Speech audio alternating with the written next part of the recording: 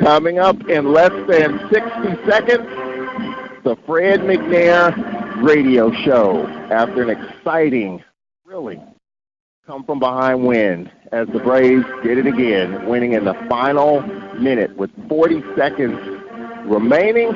Tim McNair Jr.'s touchdown catch with 40 seconds left in the fourth quarter. Braves a come-from-behind win. Talk all about it with Braves head football coach Fred McNair. We'll get the Fred McNair radio show started in 30 seconds here on the Braves Sports Network. A wise man once said, "You can kill a man, but you can't kill an idea." What he meant was that knowledge is eternal. It's a lesson learned, a goal achieved, and it can be passed on from generation to generation, just like it is every day at Alcorn. Both knowledge and the character it takes to use it wisely. Alcorn, where knowledge and character matter. Live from the beautiful campus of Alcorn State University on this Monday night, another edition of the Fred McNair radio show coming up on the program. I don't know if we even have enough time to talk about the game. All the points, all the yards, ton of lead changes. Maybe we ought to talk to the FCC about expanding this thing to 2 hours. That's just how exciting of a game it was. Over 900 yards of total offense in the game. A lot of lead changes. We'll talk all about it with Braves head football coach Fred McNair. You can join us, 601-877-6595. You can tweet a question. I'm on Twitter, Tall Man Radio. We have tweets already here. Text. You can text a question, 601-348-7254. We'll talk about this game. We'll talk about the situation with our quarterbacks. Noah Johnson did not play. Felix Harper got the start. What's Noah's status here on this Monday? A lot of questions, a lot of storylines leading up to the game, and we'll talk all about it with Coach Fred McNair. We'll also talk Valley. We'll hear from their coach, Vincent Dancy. They lost to Bethune-Cookman at home this past Saturday. So the Fred McNair radio show coming up, a lot to unpack. We'll get to it in 2 minutes on the Braves Sports Network. Alcorn State University and the Trademark and Licensing Administration have joined to coordinate the placement of the university mark externally and internally on items including shirts and other products. University licenses will only use those products that reflect positively upon the university that are in keeping with the university's mission. Trademark and licensing of the Alcorn State University insignia established to protect the Alcorn State University name and identifying mark. Trademark and Licensing Administration works to preserve and promote the university's outstanding reputation, center of academic and athletic merchandise. Vendors wishing to use the university's identifying marks on commercial products must be licensed vendors have obtained permission to use Alcorn State University marks by securing trademark licenses. Organizations that want university identifying marks for their internal use products must hire licensed vendors to produce these items. For more about the licensing and trademark requirements, visit www.alcorn.edu. Trademark and Licensing Administration.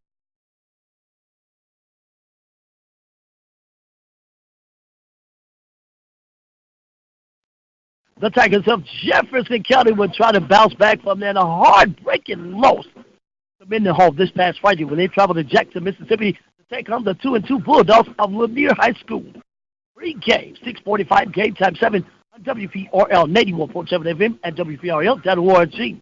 Yours truly and the Bones Man give you all the play-by-play. You're missing, it's Jefferson County High School football.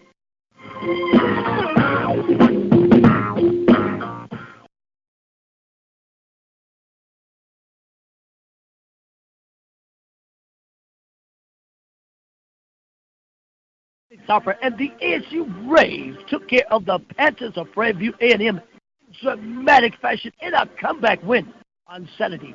Now, here comes the Delta Devils, Speaks Castle Stadium, campus of Alcorn State University. The Braves and the Delta Devils. Pre-game 5:30, game time 6, WPRL 91.7 FM, WPRL.org. ASU football, don't you miss it!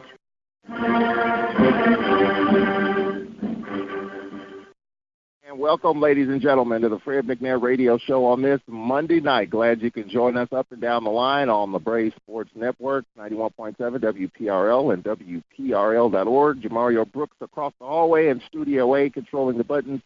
Down in Natchez, WMIS, WTYJ, Fayette, Natchez.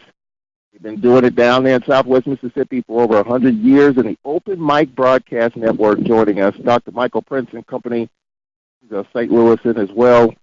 The Open Mic Broadcast Network is a part of the Braves affiliate family. As you know, what a game. What a game the other night. And as a longtime politician once said, what a whopper. That was a whopper of a game. We're going to talk about it with Braves head football coach Ed McNair. Coach, congratulations and good evening. In charge, and I just want to just say, hey, man, it was a thriller, to be in a battle, competitive, on Saturday, Charles. I thought that Coach Eric Dooley brought in a great, experienced football club, reservation, Charles, and I think that what they did was phenomenal, man. They ready to play, and I'm just glad that we were able to respond, and we did an old-fashioned comeback, and I think our guys handled the situation very well, and in the course of the game, we always tell them, adversity will strike, and it did. You get behind 10 and late in the third quarter, and you have to come back, so talk to the coaching staff and when they planned this whole situation, man, it was phenomenal. Great job by this team, on the pause and what they did, and come back from behind and win this game, Charles. It was great. Told our Cedric Tillman after the game it was like a heavyweight fight.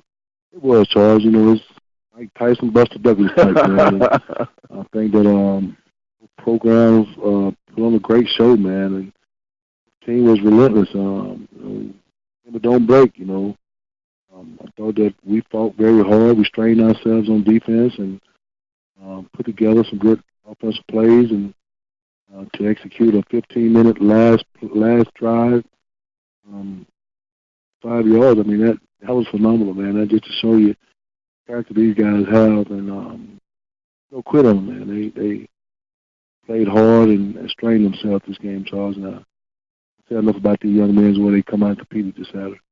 I'm going to use an old Willie Rat McGowan, longtime baseball coach. After a long, hard game on the bus, said, tall man, I'm woe out.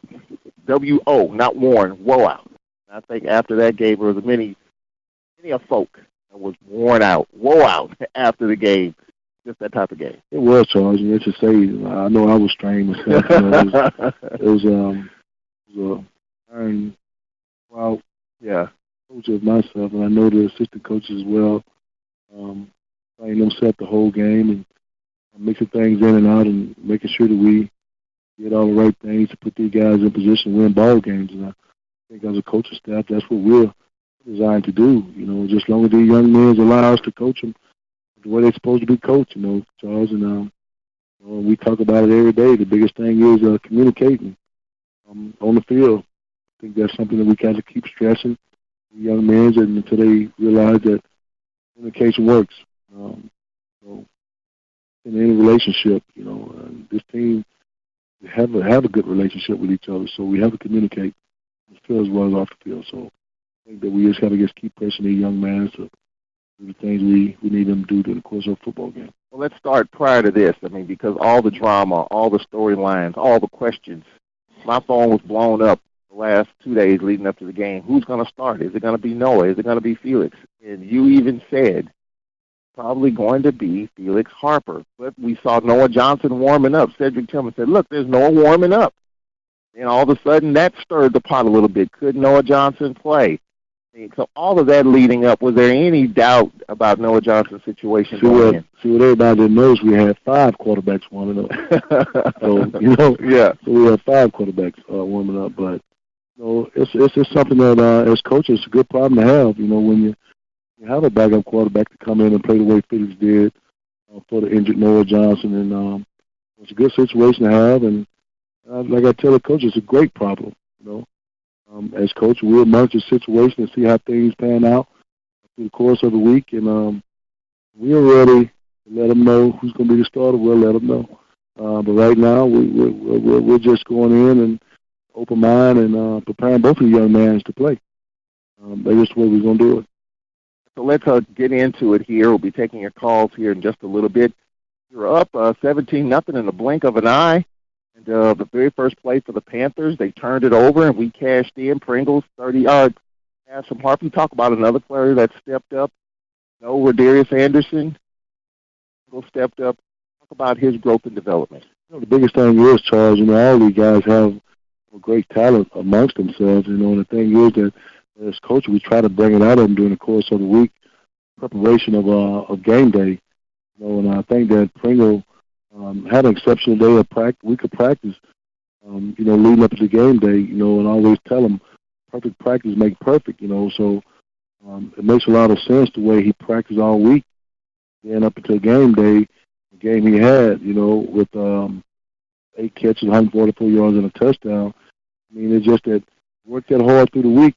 That's his paycheck on Saturday, Charles, what he done during the course of that game. And he's a phenomenal athlete, man, and by trade, he's a good kid. Very hard. He strained himself. So, he's not a very speedy guy, but during the course of games, he can maneuver to get himself open a whole lot, which he did Saturday.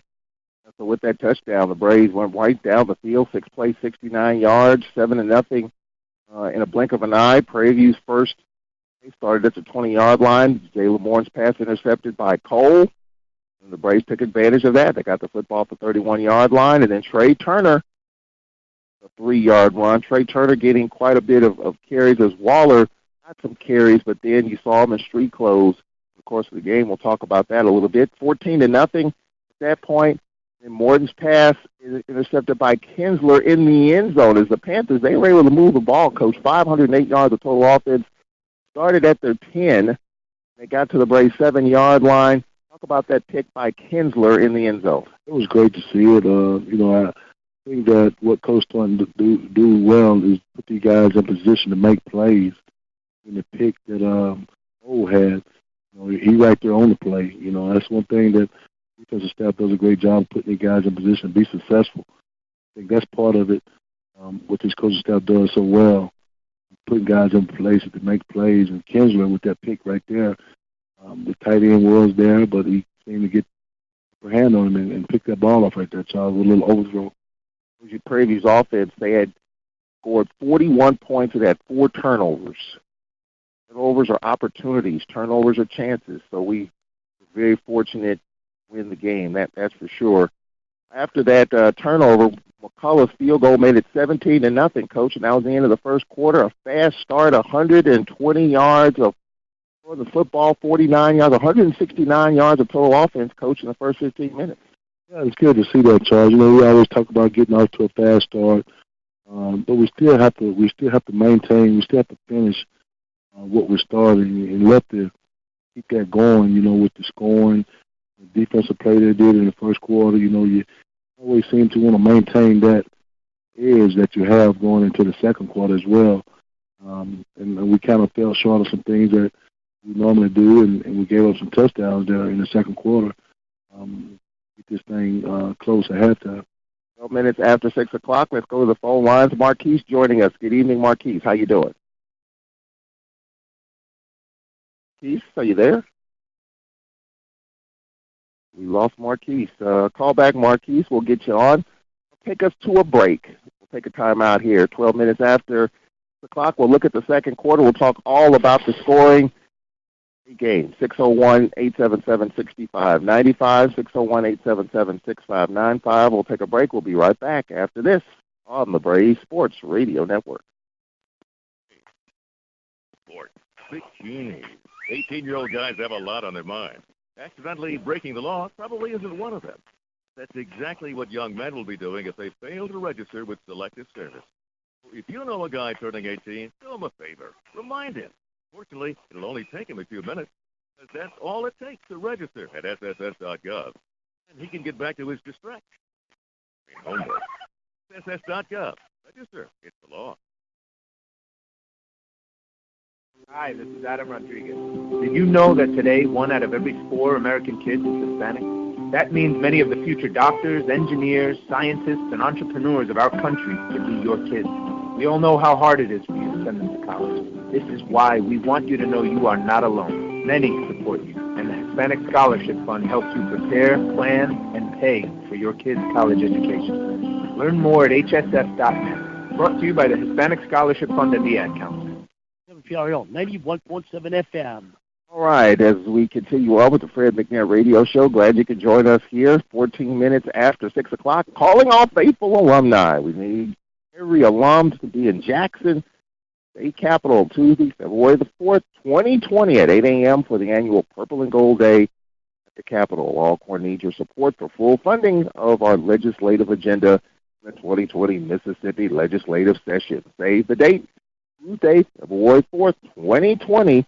Join fellow alums at the Mississippi State Capitol in Jackson for a Purple and Gold Day. A bunch of purple and gold in the stadium this past Saturday. All right, Coach, it was 17-0. It looked easy. It seemed easy, but you know you could score, and boy, did they do it in a hurry. 17-0 at the end of the first quarter, and in the second, Tony Mullins' 66-yard pass from Jalen Morton. 2 minutes into the second quarter, and just like that, the Panthers were on the board.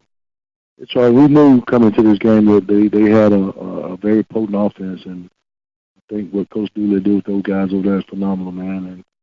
And we knew they scored a lot of points, and we had to score points, and that's the thing that we had talked about going into this game. We got to make sure we capitalize on every opportunity that we have, because we know they can score a lot of points. It all worked out to where they able to score 45 and they hold them to 41. 17-7, then we went 3 and out, then the Panthers got the ball with 11:21 left in the second quarter. Went 68 yards. We went right down the field as Morton hit Ojuwan for the touchdown. It was 17-13, and the PAT, no good. So they went 75 and 68 yards, and the Panthers came right back with another touchdown as the Braves' next drive with 8:32 left, a punt blocked. And the Panthers took over at our 2-yard line. Talk about what didn't happen on that blocking situation. Well, first of all, we didn't protect it as well as we should have. We let some leakage go through with the shield, and it can't happen. So got to fix that as of now. One thing we have to fix, and that can't happen that way. I think some of the guys are releasing too soon, trying to get down the field, but we just got to maintain and hold up a little bit longer before we release those guys on those shields, and they got there too fast on the shield and split it. With 75 and 68 yards, and what we give this drive starting at the 1-yard line, and Tucker's touchdown, they scored 19 points for Fred McNair. Like that, 19 points in an 8-minute, 4-minute span. We were down 19-17. Yeah, I mean, it's a test now, so, it's just what we made of the program. We come back and we fight. We dig our way out of this hole we're in. So I think that the guys are up for the task and just coming back at halftime and see what they're made of. But late in the first half, just when the Panthers had kind of seized the momentum late in the first half, Carlos' 41-yard punt, Tony Mullins hobbled it, and we recovered at the Panther 5-yard line. How big was that? You look at this game, look back on it, how big was that? Because the Panthers clearly had the momentum, and you just wonder, you see so many players now with catching stuff. You're just surprised to see Mullins tried to catch it with all the traffic around him, and he fumbled it. Yeah, that was a good job of Wells putting his hat on the ball, and good jobs of Charles Pringle picking it up and trying to score. It was a catch, so it wasn't a muff. A muff you can't advance. So yeah. He did have control and fumbled it. That way we was able to advance the fumble to the 5-yard line. We were able to score on that Felix Harper's 5-yard run, and it was 24-19, Coach. So back and forth, it was 17-0, 19-17, 24-19. You got the sense of what type of game we were going to have. It's going to be a seesaw battle, Charles. And then I got told, we got the other game, man. We're going to have the ball last, as far as offensive-wise. And So we had the ball and we scored in the last possession. So one of those games, Charlie. It was a seesaw battle all night. It was a good test for us. We were up despite the second quarter. Panthers outgained the Braves 144-46, and yet we were up at the break. So we'll take a time out here. We'll look at the third quarter. Well, the fourth, we'll be taking your calls and texts and tweets. So 1-877-6595. You can text a question, 601-348-7254. You can tweet a question. I'm on Twitter, Tall Man Radio. We'll take a break. Be right back after this 1-minute timeout. We'll hear from Vincent Dancy later, the coach of Mississippi Valley. The team very well could be 3-0, but they lost to Bethune-Cookman. Second quarter did them in, and their offense kind of bogged down. We'll talk all about it when we come back after this 1-minute timeout here on the Alcorn Football Radio Network. The Old Country Store, located Highway 61 in Lorman, Mississippi, where you'll find the best soul food around. Open daily, 10 a.m. to 4 p.m. People come from all over to try Mr. D's famous fried chicken. Good. And to hear him sing the Grandmama song. Go by and see Mr. D and his crew. You'll be glad you did. You can call him at 601-4373-661. That's 601-4373-661. The Old Country Store. They're proud supporters of WPRL 91.7 FM and Alcorn football. Go Braves, go. The Old Country Store. Good.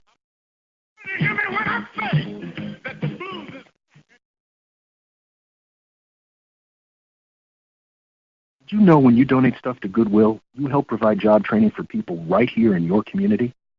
Goodwill. Donate stuff, create jobs. Your nearest donation center at goodwill.org. Message from Goodwill and the Ad Council. WPRL 91.7 FM. All right, welcome back to the Fred McNair Radio Show. As we look at the third quarter, Coach, the Panthers got the football at their 25-yard line. They got to the Braves 37. Jalen Morton's pass intercepted by Cole. Cole had a pretty good game on Saturday. Yeah, Cole is a very heavy ball player. I like his style at the safety position. I think Coach Cass does a great job with those guys in the secondary on that back half back there, getting those guys ready to play. So he's extremely work hard in the week. And like I said, all of them cashed in on Saturday. So great game by Cole. They tested our secondary, but we did lose a player, Kinsler, due to disqualification for targeting. Talk a little bit about that. I was looking at it. I had to read the ESPN feed upstairs. It was close. I thought maybe he caught the shoulder. The explanation you were giving. Well, it was completely. It's something that they changed this year for what they're going to do with the targeting rule. It won't be nothing that stands. It'll be confirmed that it was targeting. Either be targeting or not. I think when they came to the conclusion that they saw it was targeting. So one of those things that simultaneously I thought they did turn his shoulder, but yeah, they really was a target. So we have to live with it. And the thing about that, it happened in the first quarter, the first half. So we'll have to sit out this game because we sit out the second half of that game. So that's the way the rule is right now, where we stand with him. So he'll be able to play starting off the game Saturday. Talked about that a little bit, and you talk about Cole, but then Trey Turner is on the ground, and the Panthers got the football at the Braves 24, and you look at it there, Coach, Panthers grabbed the lead, and then the two-point conversion. So we got the turnover, another, but then we put it on the ground, and they cash in. Seem like Prairie View that can stretch the field. You can't give them a short field. No, we can't do it. We can't turn the ball over, and these guys know it. Taylor knows best, and it was a good play by the defensive end. I mean, supposed to have him cut off, but he made the play simultaneously to the quarterback handing it off. So we can't put it on the ground, give him a short field there. The Panthers led 27-24, and then they went up 34-24. Jalen Morton's pass to Jordan Jones, tight end. Jordan Jones. I mean, it's like Tony Gonzalez. I mean, the way he was catching it, hard to bring down, and he got away from us there a little bit at 18-yard pass. Yeah, he's a good-looking tight end, Charles. He's tight end prototype, man, and they have some good-looking kids over there. Like I said, they was a good football team to play, Charles. And, I think, like I said, he's done an outstanding job with that program. They was really good. Well, 6.5 left in the third quarter, Coach. We're down 10 after being up 5. Talk a little bit about, the mindset at this point, because the Panthers had a 10-point lead. I think we needed to score, and we did to kind of get ourselves back in it. But the Panthers, second, maybe the third time in the game, had a lot of mojo going. Charles, strictly the mindset of these young men that we have, Charles, and they don't ever think they're out of a game. That's the biggest thing. Everything is positive with these young men, and they got a positive attitude. It's not 1 minute it was down by 10. Nobody dropped their head and thought the game was over with. All the guys were still up and beat, and they knew just as long as there was time on the clock, we had a chance. Just because of some of the things we did in the first half, moving the ball consistently down the field and scoring. So with time on the clock, them guys knew we had a chance, and defense come up and stops there and gave us a chance to win the ball game there. We were down 10, but we responded. The very next drive after being down 34-24, 6:31 left. The third quarter, we started at our 25-yard line, went 75 yards. Nico Duffy's 7-yard run made it a 34-31 ball game at the end of the third quarter. So you talk about that, Coach, just how we were able to respond right back. Talk a little bit about Prairie View's defense. We know offensively, they're all over the place. Defensively, what were some of the things that you were able to kind of expose and take advantage of? Trayshawn Smith on defense, Charles, and little Juan Tucker on offense. That's what I saw when I went to sleep Saturday night. Those two guys, because they gave us fits. The defensive tackle from Prairie View, he was a real good player. He was a lot of energy, man. And Tucker, he's small in stature, but that guy got a big heart, man. And ran the ball well and the things he needed to do. And Sean Smith, man, he played very hard on defense for Prairie View. Those two guys really stood out for Prairie View. Man, I tell you, they was great players. But at the same time, we had to do some stuff to make sure that we executed as well as we did in the second half. And just go back to what we did well in the first half. A 10-point game, and the Braves responded. It was a 34-31 game at the end of the third quarter. I think we have Marquise back on the phone line. Good evening, Marquise. How you doing? Hi. How you doing, y'all? Oh, good. How are you? How you doing, Coach? What's up, Marquise? Yeah, man. I was down there on the field, man. I hope I was gonna meet you down on the field. So I met with your two sons, named McNair. Two sons. I got one nephew and one son. Yeah, we had took a picture of the man. Awesome. My mama was down on the field and wanted to meet you, man, because I was down there. Okay, maybe we'll get a chance on next time, man. We'll get a chance to talk. Yeah, because I know. Yeah, because I'll show pull that game out of you, man. It was tough, man. It was a tough battle. The guys straightened themselves, and it was good at the end, man. That's a nail biter. Yeah, I know, because they doing our we doing our cheating, because all right, Marquise. Thank you very much for the call right there. It was along those lines. There was a lot of penalties, Coach, and even in the NFL this weekend, just watching the game, the Rams and Cleveland. My Rams, it was a good weekend for me. The Braves won, first of all. My Cardinals clinched a playoff spot in baseball, and my L.A. Rams, formerly the St. Louis Rams, are undefeated as they beat Cleveland last night. What you're hearing, even in the NFL, a lot of penalties. Yeah, I told you, Charles, I listened to the commentators one game. I think it may have been the last week. I listened to a game, and the commentator said, he said, really, you can call holding on every play. Yeah. And that's what it is. So, I mean, I thought the guys, they did a fair job, and they did a great job. I didn't complain about no penalty because I know we did it. It's different when you get penalty thrown on you, you're not sure that it's happened or not. But just looking at it, the penalty that was called, I think it was pretty even. I mean, it was 12 penalties for them and for us. We had 123 yards in penalty. We had 100. So I thought it was an even called ball game. I can handle those situations like that. It's not lopsided. We have 10, they have 1. So I thought the officials did a great job of controlling the ball game the way it should be played. We get back more into the penalties because that's obviously kind of an old, worn-out question. Every coach gets asked about penalties, and it's kind of a tough answer. I know you try to work through it in practice every day. Take a break here as we're approaching the bottom of the hour. Take a 1-minute break. We'll be right back with the exciting fourth quarter We'll look at this game, get to all the texts and tweets, and we'll preview Mississippi Valley State University as the Delta Devils from the town. It's a 6 o'clock. We're back on the 6 o'clock tip. It's going to be another warm evening at Jack Spink Stadium, so dress appropriately. We'll be back after this 1-minute timeout halfway through Fred McNair Radio Show. Alcorn State University and the Trademark and Licensing Administration have joined to coordinate the placement of the university mark externally and internally on items including shirts and other products. University licenses will only use those products to reflect positively upon the university that are in keeping with the university's mission. Trademark and licensing of the Alcorn State University insignia established to protect the Alcorn State University name and identifying mark. Trademark and Licensing Administration to preserve and promote the university's outstanding reputation as a center of academic and athletic. Merchandise vendors wishing to use the university's identifying marks on commercial products must be licensed vendors have obtained permission to use Alcorn State University marks by securing trademark licenses. Organizations that want university identifying marks for their internal use products must hire licensed vendors to produce these items.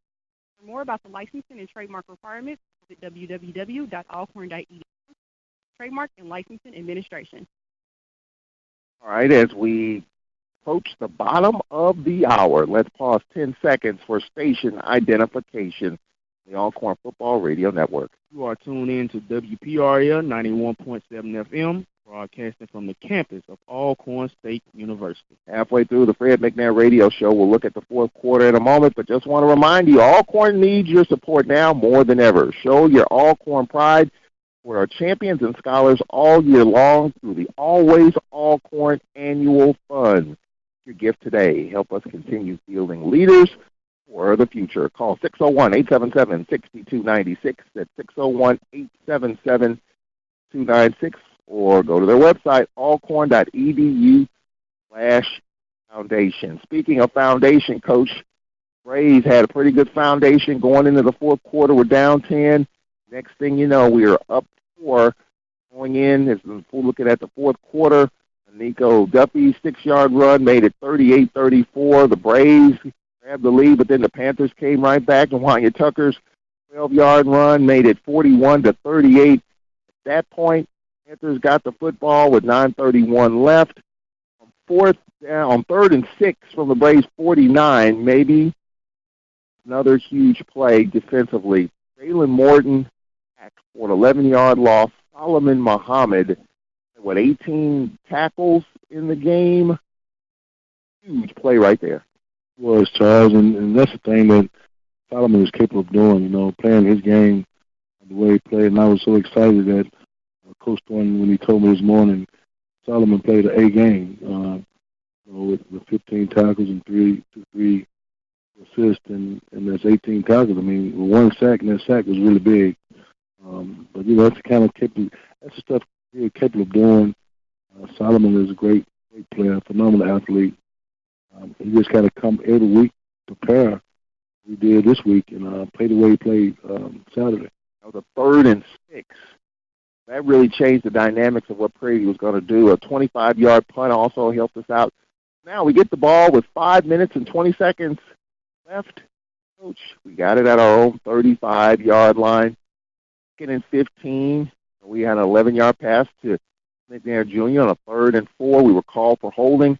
Then Felix Harper's pass to Pringle. That's another huge play. On that play, Coach, Felix Harper shedded tackler and avoided a sack. And was looking at the replay. His knee almost went down before he got the ball out of his hands, but he just got it out.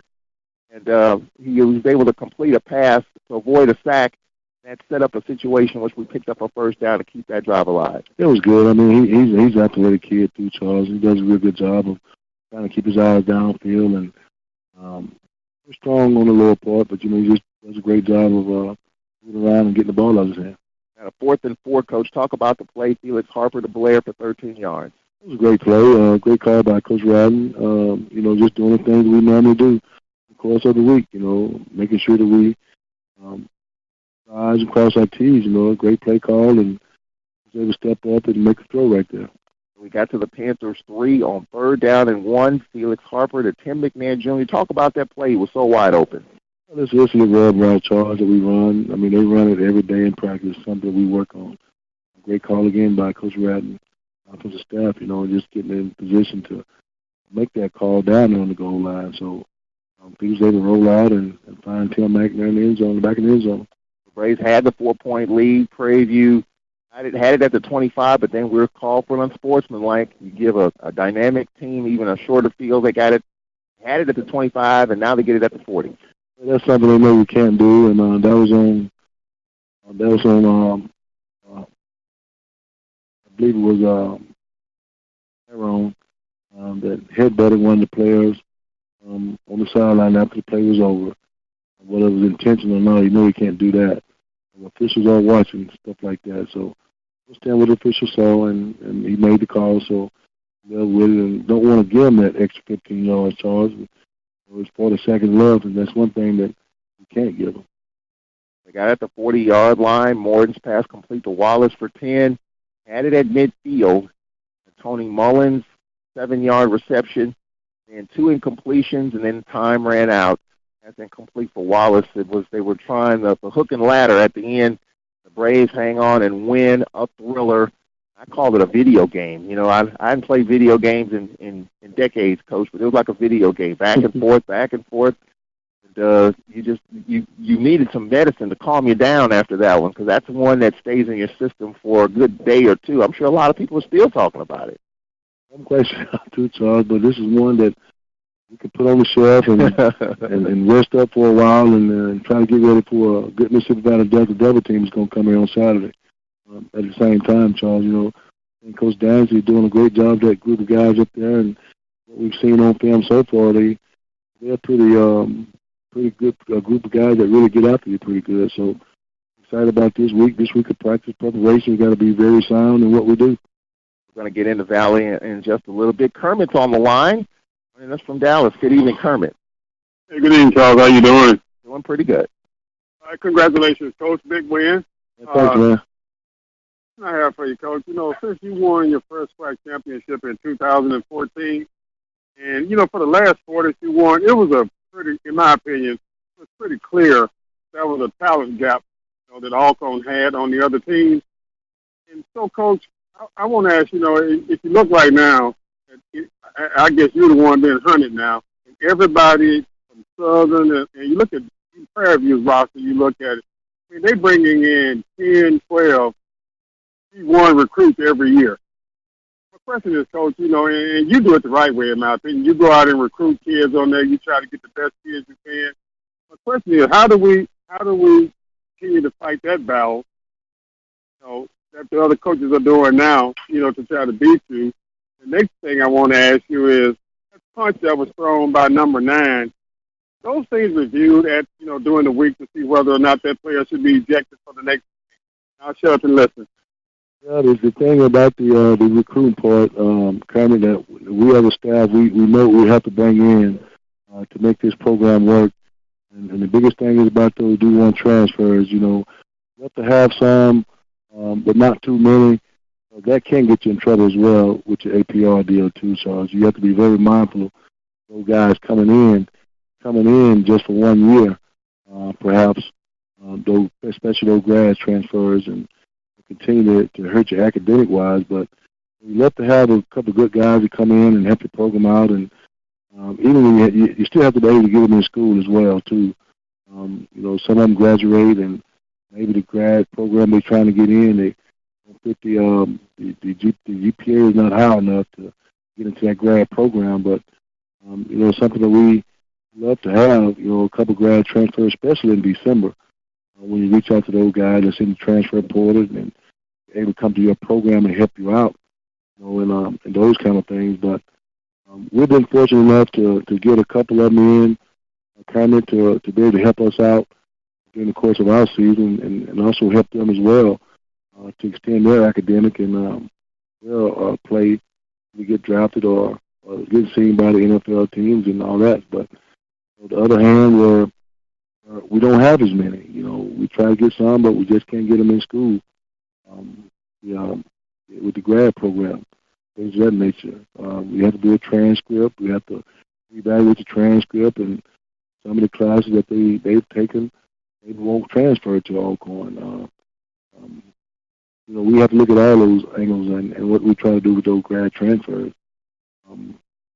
The other question was about the number 9 that threw the punch, which I thought it should have been a flag on that play. But they didn't throw it, so we have to acknowledge that.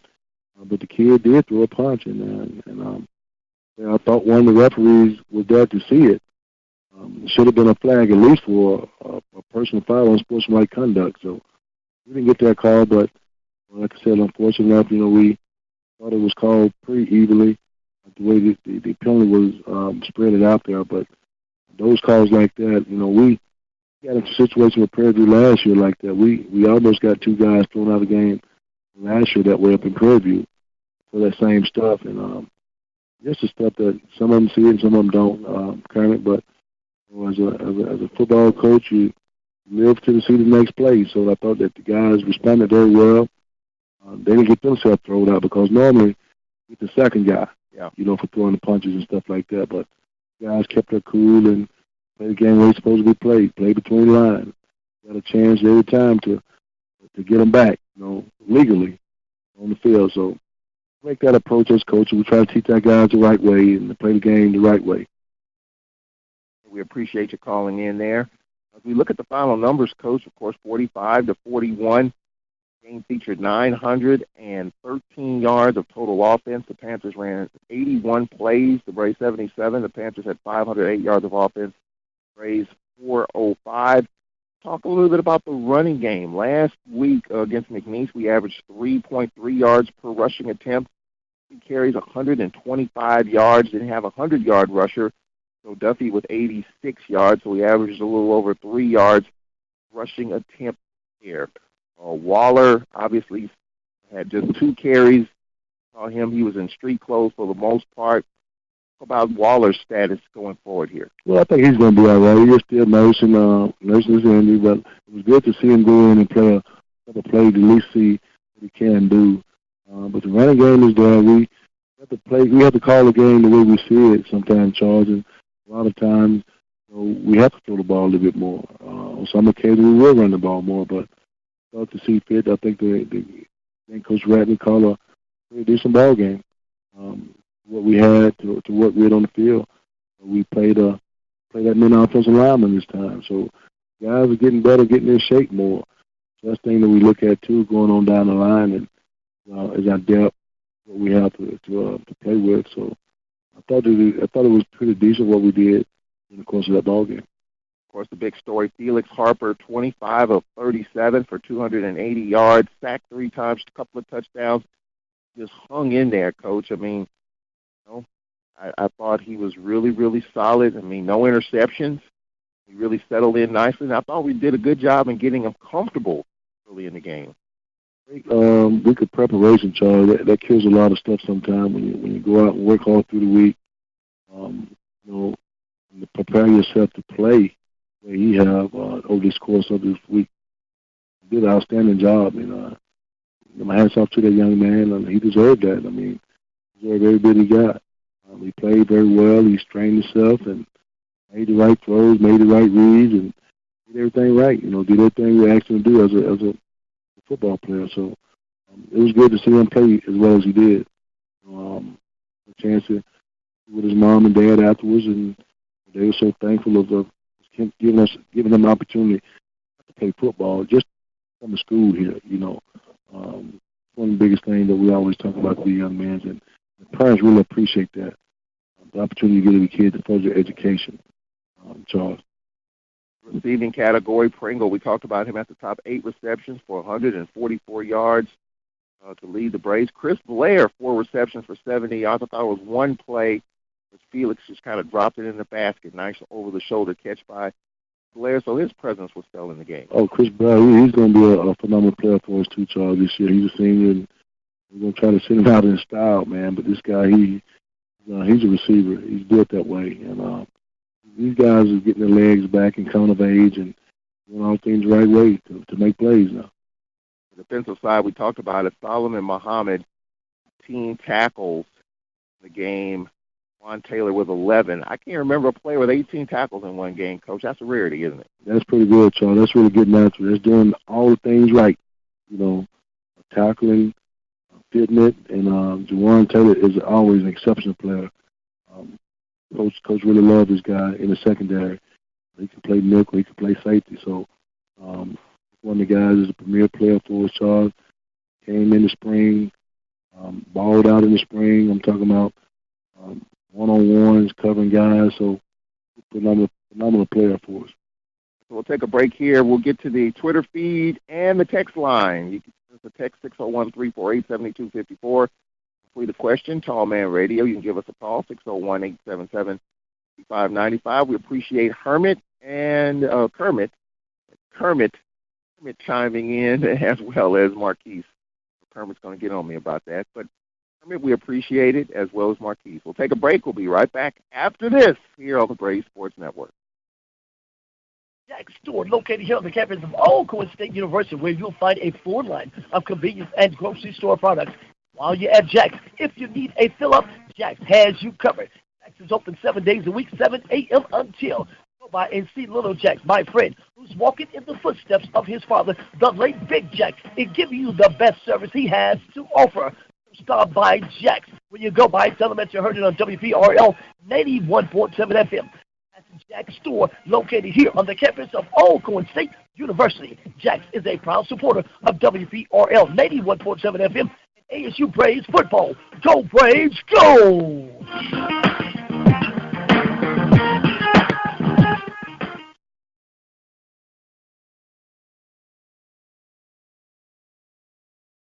Do you know when you donate stuff to Goodwill, you help provide job training for people right here in your community? Goodwill. Donate stuff, create jobs. Your nearest donation center at goodwill.org. Message from Goodwill and the Ad Council. WPRL 91.7 FM. All right, welcome back to the Fred McNair Radio Show. The time is 45 minutes after the hour. Bunch of texts and tweets, Coach. You get that when you win, especially in exciting games. Let's get right to it. Your Grayer tweets, and we'll be talking about it during the course of the week with the injuries. Any of the injured D-line players make it for the next game against Allen? Well, I mean, I wish I was position, Charles. I wish I could wave a magic wand over all of them. But I'm going to leave it up to Jaleesa Holland. She know I'm going to give me an injury report by the end of the day and let me know the outcome of those guys with their injuries and their status is. Mr. T kind of chimed in on the back end of that. As a team, if you had to put a percentage, how healthy are we percentage-wise? I hate to put a percentage on that, Charles. So I'm gonna say I don't know. I can't answer that one. I can answer, but I refuse to say so. I don't want to myself that, Charles. So have to continue to get healthy and continue to work there. Alexis Smith chimes in. Game, very impressed by Felix's play, and the offensive play calling was much better. How do you keep this consistency offensively moving forward?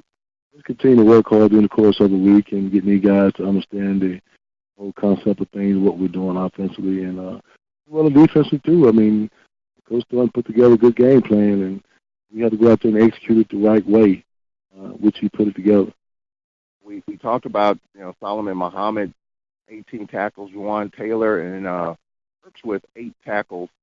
He's really coming along in that secondary. Yes, basically doing good. You just got to keep continuing to improve and doing all things the right way. That's the biggest thing. That you have to do it the right way. You have to communicate better and make sure we're getting the job done out there. A game like this, Coach, really can go a long way towards confidence. A game where Bobby Climans, our media relations director, told me after the game there were 11 changes in the game.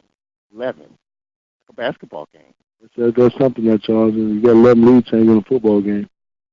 All right, so from the text line, we'll talk about Valley. What do you expect from Delta Devils?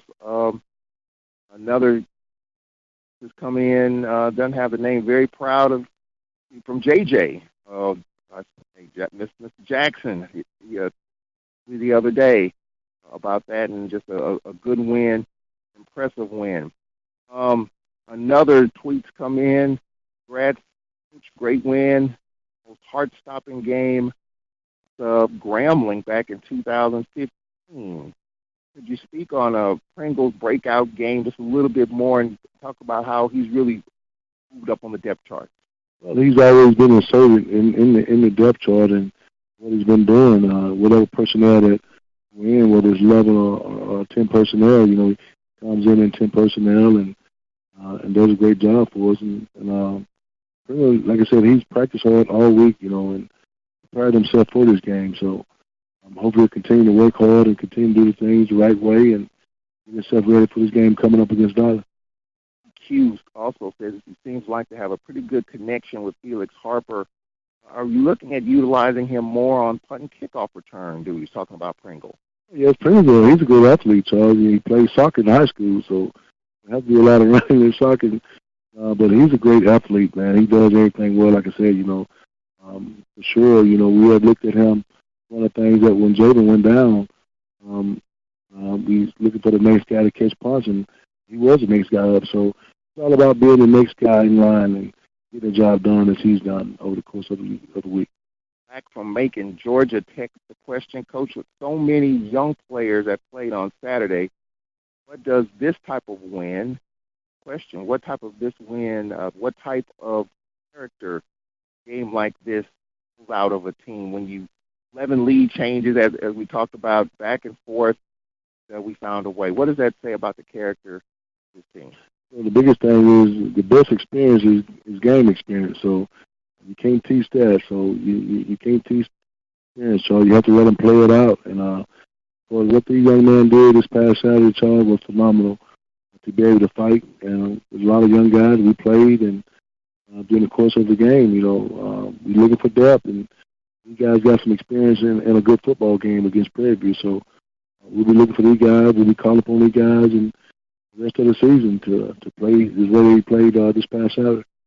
Final question, kind of a tongue-in-cheek, about Corey McCullough making a field goal. He had his struggles, but he kind of stepped up and really made some good kicks Saturday. Yeah, Corey made all his extra points and made a field goal for us, Charles. And I think that Corey was capable of doing. Corey, like I said, kickers are very unique, Charles. They have to have everything perfect. The grass can't be too tall, and it can't have too many pellets on the turf and all that stuff. But he did a great job of focusing in the job at hand, Charles, and did a great job for us this week. We'll take a break here 51 minutes after the hour. When we come back, we'll hear from Valley head coach Dancy as we look at the Delta Devils. Get to it coming up after this 1-minute timeout here on the Alcorn Football Radio Network. The Tigers of Jefferson County would try to bounce back from that heartbreaking loss to Mendenhall this past Friday when they traveled to Jackson, Mississippi to take on the 2-2 Bulldogs of Lanier High School. Pre-game, 6:45, game time 7 on WPRL 91.7 FM and WPRL.org. Truly and the Bonesman give you all the play-by-play. Don't you miss it. It's Jefferson County High School football.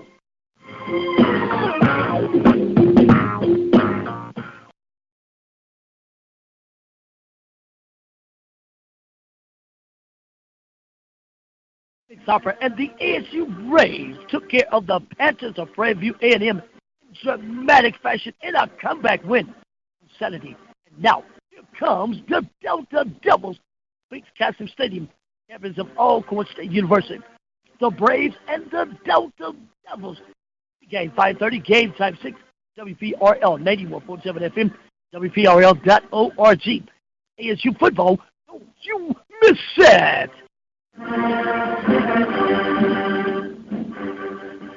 All right, welcome back. The time is 52 minutes after the hour. We appreciate all the calls, the texts, and tweets that have come in. We can squeeze in a tweet or two at Allman Radio. Text the question 601-348-7254. All right, let's look at Mississippi Valley, a team that lost a close game to Lamar, lost a 27-20 outing to Tennessee State, and lost at home in the home opener to Cookman 22-6. Valley at one point led 6-2, and all their points came in the first quarter. Coach Vincent Dancy, who played his football, obviously a guy that knows the Delta Devils pretty well, a young head coach, probably one of the youngest head coaches you'll see in this conference. Team's playing pretty well. A tough loss this past Saturday. Talks about that game and about this big in-state rival game with Braves. The atmosphere, great home game, first home game for us. fans did a great job of coming out and supporting the team. But overall, I thought Coach Sims and his staff did a great job of preparing for us. They came in and did some great things defensively to be able to stop us and slow us down offensively. It was a very, very tough, hard-fought game, physical game all the way into the last, minute of the game when they scored the last touchdown. Defense gave up, but overall, I thought it was a well-played game with both teams. But we came up short in the end. Talk about what you see in the Braves offense, whether it's Noah Johnson or Felix Harper, and then just the rivalry, the Alcorn Valley rivalry, considering you guys are playing a lot better. The Braves with a big win at home last week. I think offensively, they're very efficient. They don't do a whole lot, but what they do, they're very good at. As you can see, they got a kid in Felix Harper who came in and had a great game, man. We had a chance to see him last year. He came in against us last year. The way this kid has improved from last year to this year, man, it's just a testament of the great coaches that we have, that they have at Alcorn. Coach McNair is going to have his team ready, man. They're hard playing. They're a hard-nosed football team. Defensively, they're big up front, and that they like to stop the run. So we got our hands full this week. But this game means everything to us. We call it our state championship, and it's a state championship for a reason. We win this game. It's an Eastern Conference game. It's also a in-state rivalry game. Recruits. It's just a big game for Mississippi Valley State and Alcorn State. So we know we're up against. We know it's a rivalry game. We know it's an Eastern Conference game, and looking to get over the hump this week. So we got to be well prepared for a great football team. That's Vincent Dancy giving us his thoughts on the game. Coach, let's get your thoughts on this Delta Devil team. Very easily could be 3-0. Should have beat Tennessee State. Should have beat Lamar. And kind of offensive struggles against Bethune in their home opener, but the young, scrappy team, their defense, what they gave up, 27, I think 20 and 22. So they're not giving up a lot of points. No, Charles, I think Coach Dancy's doing a great job with that program. I got a scrappy team. Those guys play with a lot of fire, man. And defensive-wise, they will come at you pretty solid and give you a good punch. And we just have to be prepared ourselves, Charles. We have to do everything the right way. It's more about what we do here at Alcorn. And but they're going to have a good, solid team. You said it's their championship. I tell the kids all the time, everybody that come in this place and everybody we play from here on out, it's a swag championship to them. So we can't let this one slip up. We got to be prepared. We got to get the young men. They play against a good football program they got up there at Valley. So it's going to be totally up to us on how we play and what we do. Offensive, defensive, special team depends on the outcome of this ball game. So we got to have our game going, Charlie. A young quarterback, and Jared Bryant, he was 18 of 34 for 141 yards. He's a guy that's a slippery customer. He can get away from you. He can run the football. 9 yards rushing in last week's game against Boone Cookman, so you really have to keep a spy on him, don't you? Yeah, he's a leading passer. He's also a leading rusher too, Charles. So he's a little water bug, we call him, and he's on about 5'9" in stature, and he's gonna run the ball and whatever he can do to help that team win. So we got to make sure we know he's at all the time with the ball in his hand. So we got to tackle him, slow him down a little bit. But they're going to come in very fired up on our offense and play against a good, brave football team. We just got to make sure we got our game going, John.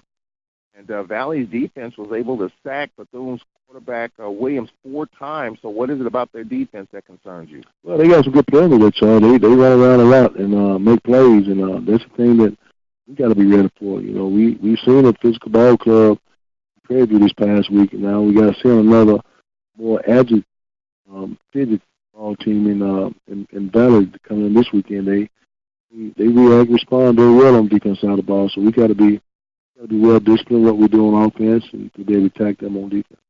The injury standpoint, is going to come up again. Felix Harper, Noah Johnson. I guess on Mondays it's really too early to tell, isn't it? Yeah, I wouldn't put anything on it on Monday, Charles, because I talked to Jaleesa today, and both of the guys took reps, and right now that's all we know for us now. So just leading up to the rest of the week, know something by Thursday, Friday. Mustafa Ibrahim, we got a text in about that. I know he's going to play some snaps this past Saturday. What's his status in getting more? Yeah, Mustafa, he's coming around. We just have to just be patient with him and the situation he's got, and him understand, we're going to need him. So he got to be ready to play. And Rodarius Anderson, still too early on him? Well, he came out practicing today, Charles. He caught some pass today, so that's a big step for us. I thought we was going to play him in the game on Saturday, but I think all the guys were doing a great job of doing what they're doing, so I don't want to re-aggravate it. Just give him some more time off and get him prepared for this week, hopefully. And finally, Deshaun Waller. We saw him in street clothes. He got a couple of carries. How's he looking at least at this early juncture? Well, he did some stuff at practice today, and right now I got to get back with Jaleese and see what his status is the rest of this week. See how he's feeling with the contusion that he has. About 30 seconds left, Coach. A game like this, a big rival game, emotion. It was emotional last week. Keep that high motor going. Dude, Charles, we got to come out with a lot of fire, man. We got to come out to a fast start as we did this past week and carry the mojo on, man. And that's the thing we young men have to understand. And I think they'll be ready for this week and come out and have another exciting ball game. All right, Coach, we appreciate it. Let's get another one. I appreciate it, Charles. Go Braves. As Braves head football coach Fred McNair will talk to you on Saturday. Braves at Mississippi Valley, pregame at 5:30 for Jamorio Brooks. I'm Charles Edmonds. So long.